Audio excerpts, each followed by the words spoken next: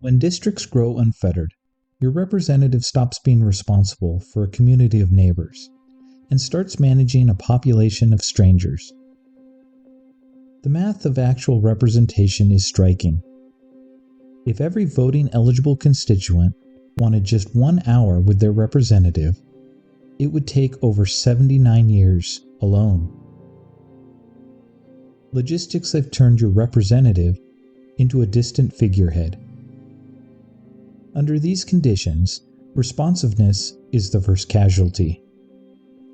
With 760,000 voices competing all at once, most voter concerns become white noise.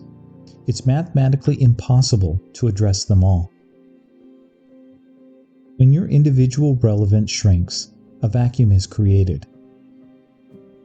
In that silence, special interests and lucrative lobbyists step in to fill the void. They don't have to wait 79 years for a meeting. They have the resources to cut in line.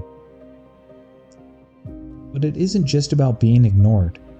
It's about being gerrymandered. Because the House has been capped at 435 seats for over a century, every chip in the game is now a massive political premium. This gives political parties a huge incentive to slice and dice the electorate, with the slices mirroring the image they want, not how it actually exists. In a district of 760,000 people, there's a lot of flexibility to manipulate district boundaries. It can pack you into a single super district, consolidating dissenting votes into a single district, or break your community into 4 or 5 different districts to make your voice irrelevant and dilute the impact of your dissenting vote. With districts this large, the lines are drawn to protect incumbents, not to represent people.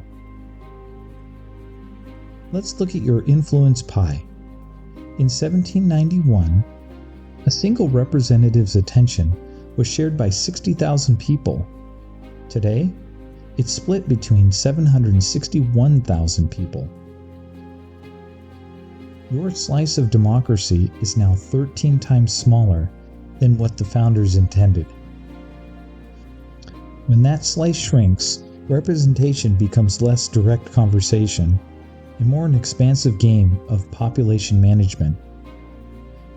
But the cap hurts in 2 different ways.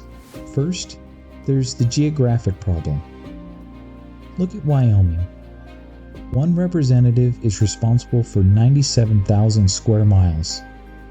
They are expected to understand the competing needs of vast ranch lands and growing mountain towns, all while spending half their time just driving between them.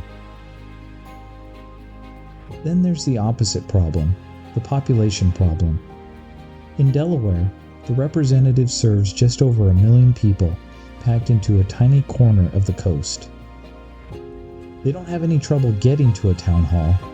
They have trouble hearing anything inside it. This raises the ultimate question for the status quo. How big is too big for a legislative district? If we don't uncap the House, we're going to find out. Because as the population rises and the 435 seat cap stays frozen, your slice of the pie doesn't just get smaller. It eventually disappears.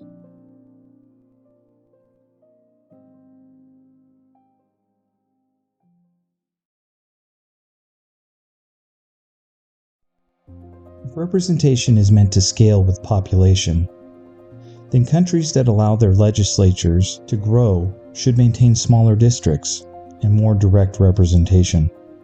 Countries that don't should begin to look exactly like we've just described. The US is not just the worst in this group. The US is an outlier. We have nearly 3 times the population per representative as the next closest major democracy. We've turned our people's house into a house of strangers. In other words, compared to much of the developed world, Americans have far less direct representation in their national legislature. For a country built on the idea of representation, the United States now provides less of it than many of its peers. The Constitution gave us a minimum baseline representation. It never gave us a maximum, and for good reason. Abraham Lincoln once eloquently stated that we have a government of the people, by the people, and for the people. And without meaningful representation, that promise is broken.